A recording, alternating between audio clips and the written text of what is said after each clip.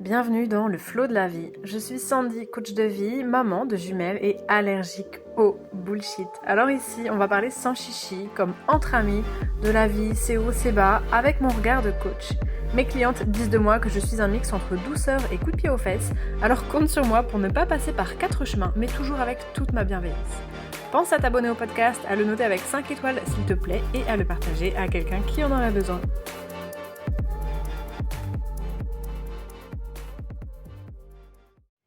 J'ai eu une conversation très intéressante avec une cliente à moi ce matin en coaching et j'avais envie de rebondir là-dessus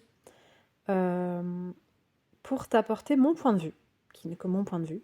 Mais si tu écoutes mes podcasts, c'est que ce point de vue normalement te parle aussi. Et je pense que ça peut vraiment en aider plus d'une et même plus d'un d'ailleurs.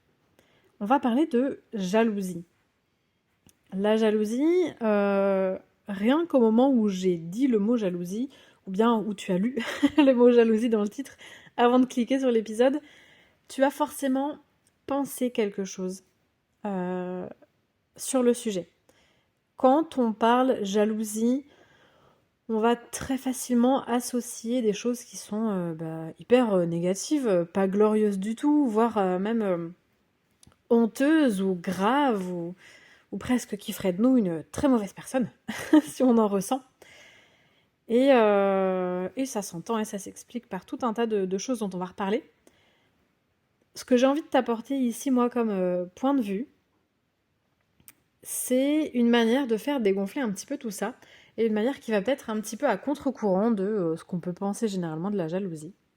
Je m'excuse, j'ai la voix qui se casse un petit peu. Le froid, tout ça, on connaît. Je ne parle pas ici, je préfère le dire d'emblée, de jalousie au sein du couple. Normalement, j'ai tourné un titre de podcast qui doit être assez clair en ce sens, mais je préfère le repréciser. Je ne parle pas de jalousie amoureuse, qui est encore un autre sujet, dont je pourrais faire un épisode si vous me le réclamez. Pour ça, vraiment, je dis souvent ça dans les podcasts. Si ça vous intéresse, j'en ferai un épisode. Mais en fait, dites-le moi. Dites-le moi parce que, ok, là je parle toute seule face à mon micro, mais ce contenu, il est pour vous, hein, il n'est pas pour moi. Donc, dites-le moi, c'est à vous de me dire. Si personne ne me dit, probablement, je ne fais pas parce que je me dis que ça n'intéresse pas en termes de thématique. Maintenant, si ça t'intéresse que je parle de telle ou telle thématique, viens me le dire. Soit en commentaire sous la vidéo YouTube si t'es sur YouTube, soit en commentaire sous le podcast si t'es sur Spotify. Tu peux venir me le dire aussi sur Instagram. T'as tous les liens qu'il faut en description pour venir papoter avec moi. Moi, ce qui m'intéresse, c'est d'amener des sujets qui vous intéressent, vous, en fait. C'est l'idée du podcast. Donc, on va pas parler de jalousie de couple, on va parler de jalousie envers les autres. Ça peut être de la jalousie qu'on peut ressentir envers quelqu'un de notre famille, envers des amis, envers nos collègues de boulot, envers des inconnus dans la rue, envers des personnes qu'on ne connaît même pas en vrai, mais qu'on voit sur Instagram, par exemple, ou sur les réseaux, peu importe. La jalousie qu'on peut ressentir envers les autres. Moi, j'ai envie de te dire que c'est pas grave de ressentir de la jalousie. Et que ça peut même être une bonne chose. Ça peut même être une bonne chose et il n'y a pas de quoi en faire tout un plat. Je sais que j'ai parfois des idées qui vont un peu à contre-courant de ce qu'on peut voir un peu partout dans le dev perso. Mais ça me tient à cœur parce que je trouve que le dev perso actuel, ou en tout cas voilà, les contenus qu'on peut trouver sur Instagram et machin, ça va parfois, à mon sens, trop souvent dans la direction de devenir un peu un être supérieur, quoi. Devenir un peu parfait, devenir la meilleure version de soi-même, qui ne ressent plus d'émotions négatives. Et d'ailleurs, je le vois, hein, c'est une demande qu'on me fait souvent en coaching ou même par message, juste quand on échange comme ça. Mais j'aimerais ne plus ressentir d'émotions nulles, j'aimerais ne plus penser comme ça, ne plus machin. En fait, c'est comme si on aspirait à devenir des espèces de moines bouddhistes, là, le cul en lotus en haut d'une montagne, qui est devenu imperméable à toute petite chose qui pourrait perturber son équilibre parfait. C'est impossible, on va être très clair, c'est impossible. Et ça, c'est mon cheval de bataille depuis que je suis coach. C'est nos émotions sont toutes légitimes. Nos émotions ont toutes leur place.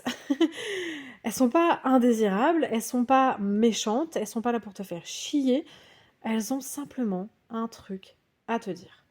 Une émotion, c'est un message. Alors ça, j'en parle en long, en large, en travers, notamment dans mon programme de groupe, le programme Heureuse.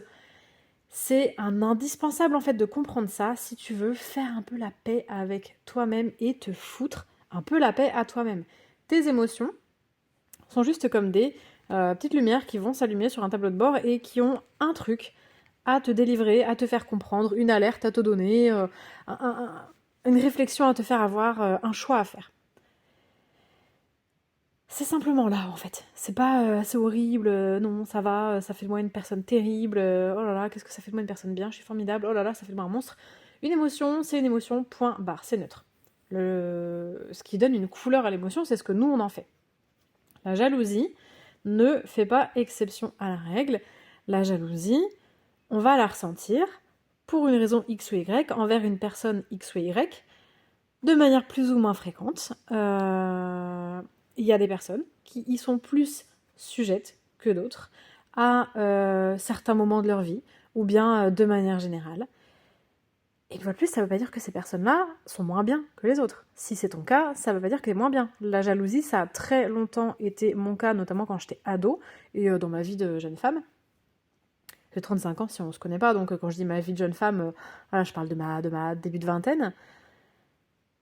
Et bien, j'étais très jalouse envers notamment les autres femmes et les autres filles quand j'étais un peu plus jeune, de choses qu'elles avaient ou qu'elles incarnaient ou qu'elles étaient, ou d'une beauté ou de fringues ou de vie ou de schéma familial que je n'avais pas ou qui me paraissaient en fait interdits à moi, inaccessibles à moi.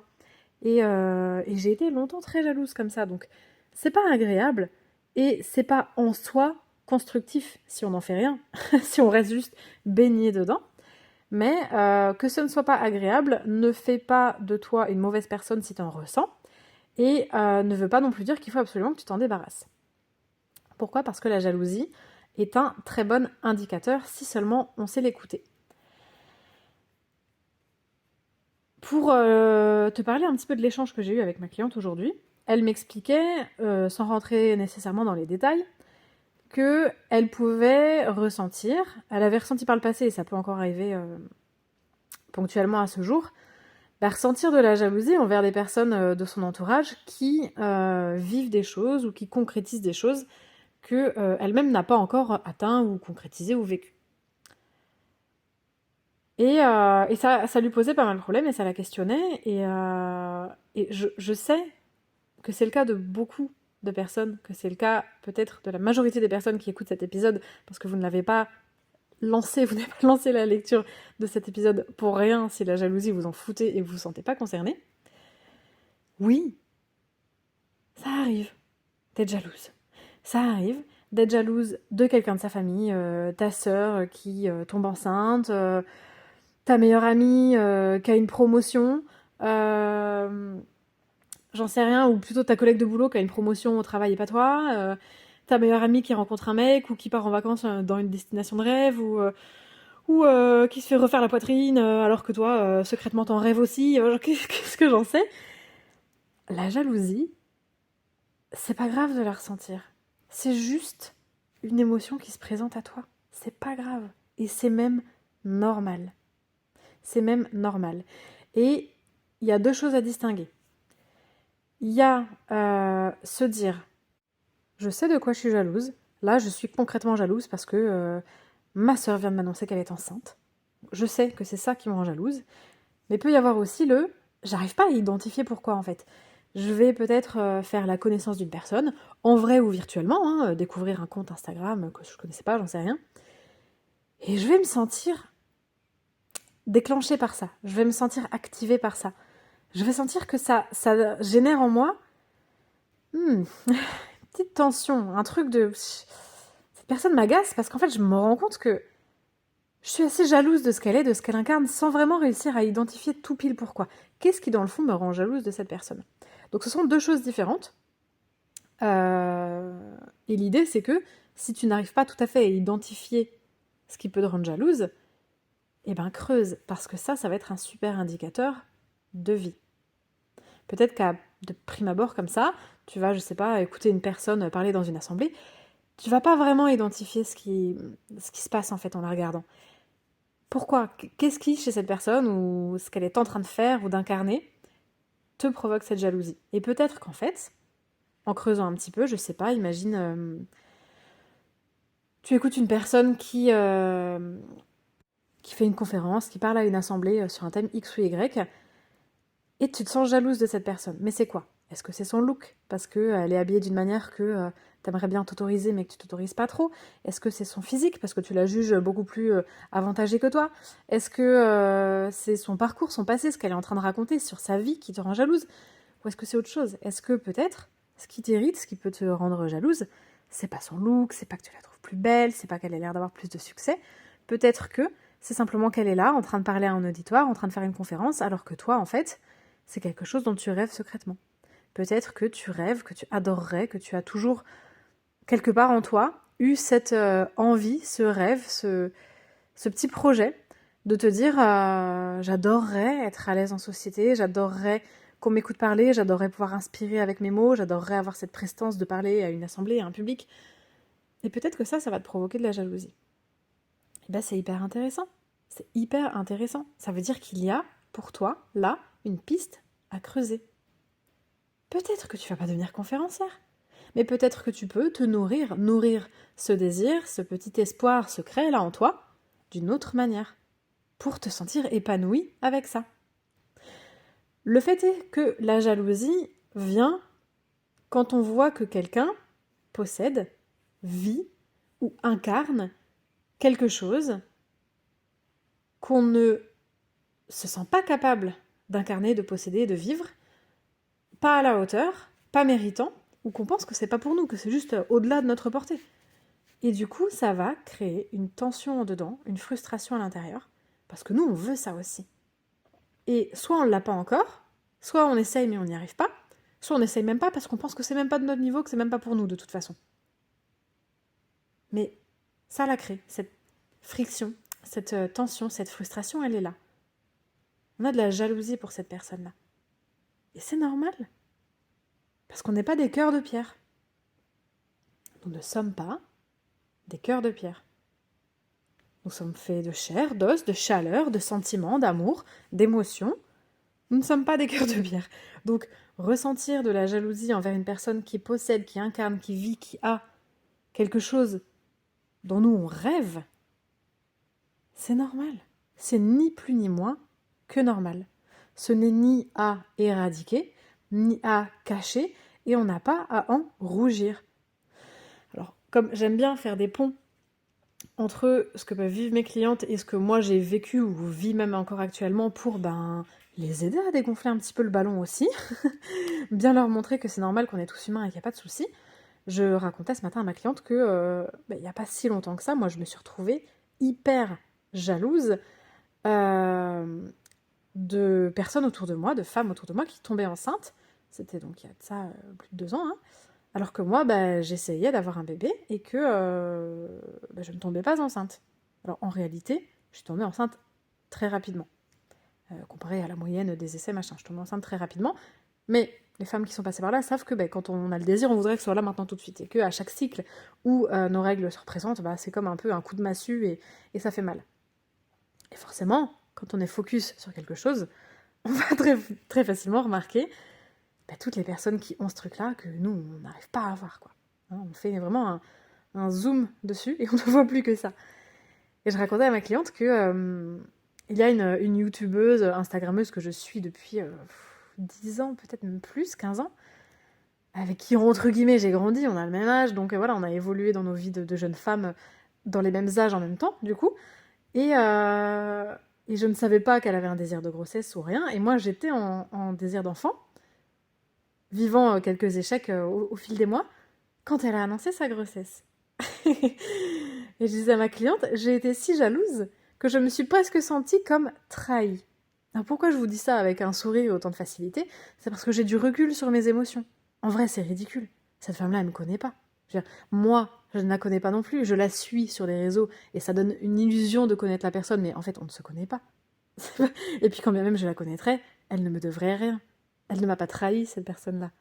Mais en termes de charge émotionnelle, c'est un petit peu ce que j'ai vécu en me disant oh, ah mais même toi, alors que moi je suis en train d'essayer là, et toi comme ça, t'annonces ta grossesse, même toi, même toi tu me fais ça.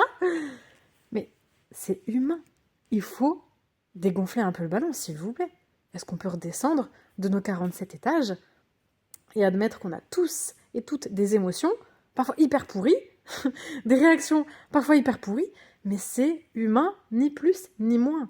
Il n'y a rien de honteux, il n'y a rien de ridicule, ça fait pas de nous des cons, des connes, des méchants, des méchantes, c'est humain. Ok ? Et on est tous et toutes à un moment jalouses de quelque chose, de quelqu'un, etc. L'idée c'est juste de rebondir en fait, de pas rester coincé là-dedans, de pas en vouloir à la personne ad vitam aeternam parce qu'elle elle a un truc que toi t'as pas, parce qu'elle est tombée enceinte et pas encore toi, et que...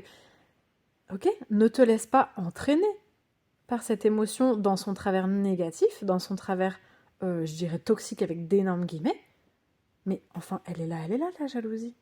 Je le redis, mais t'es pas un cœur de pierre.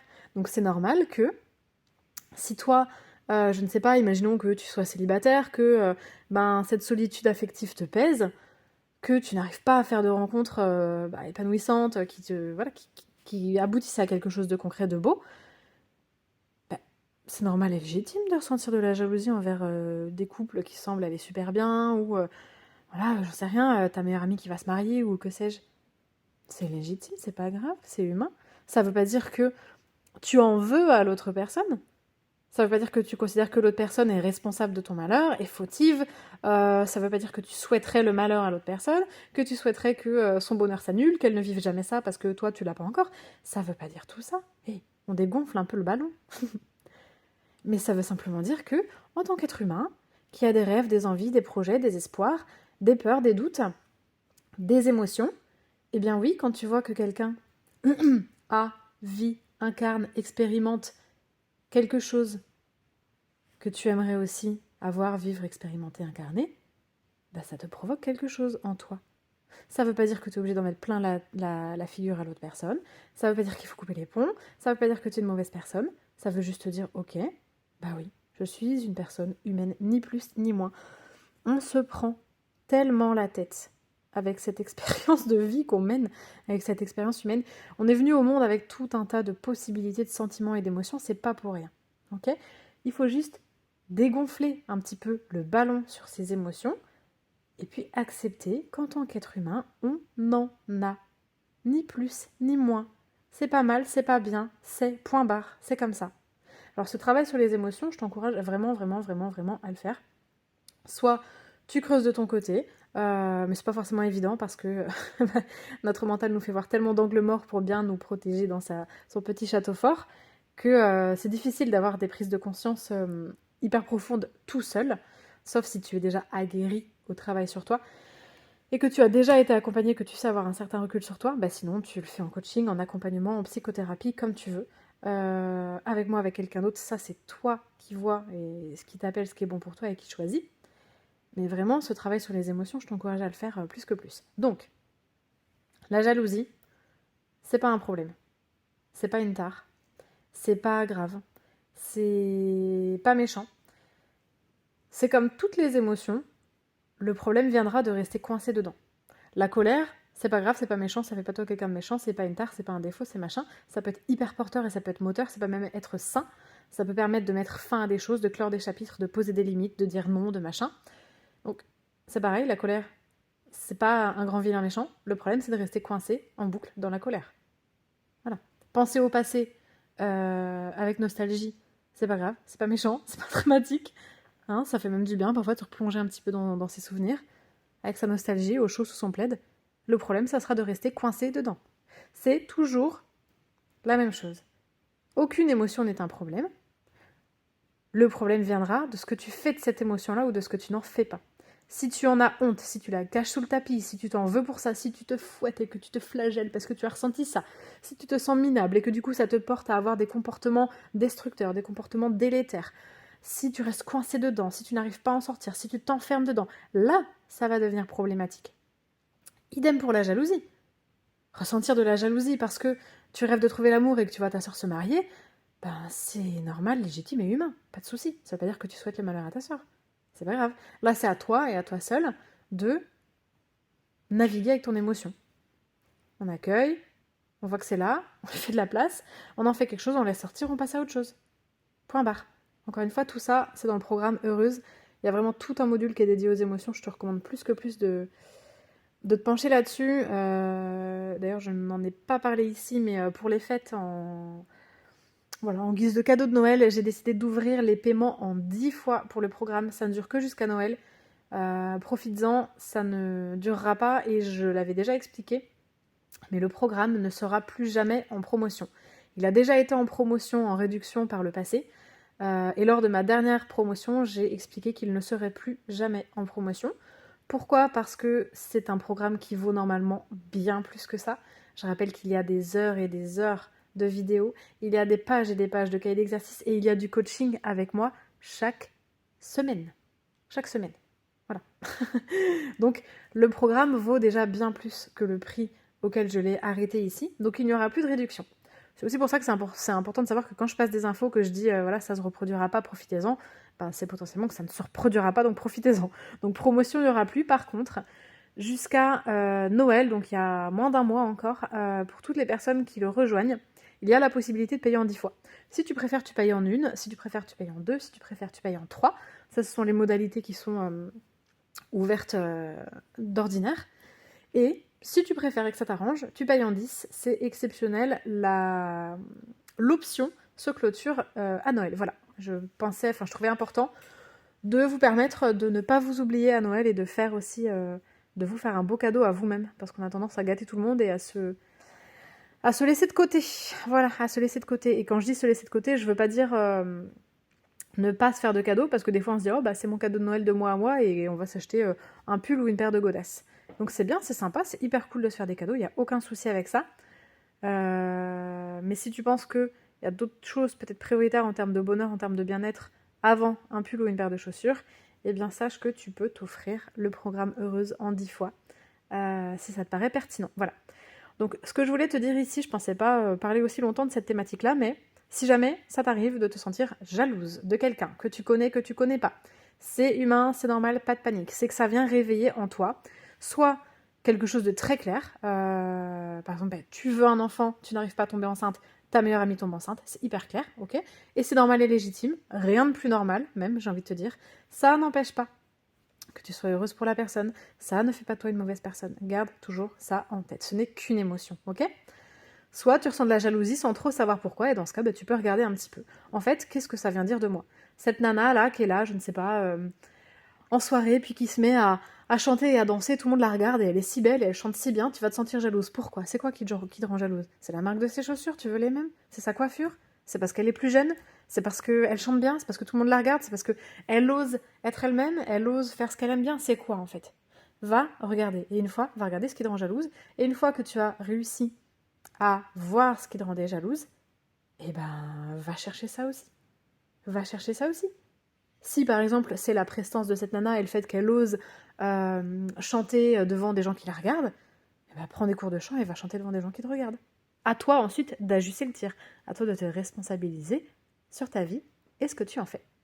J'espère que cet épisode t'a aidé et t'a aidé à faire un petit peu dégonfler le ballon de la culpabilité et de la honte de la jalousie.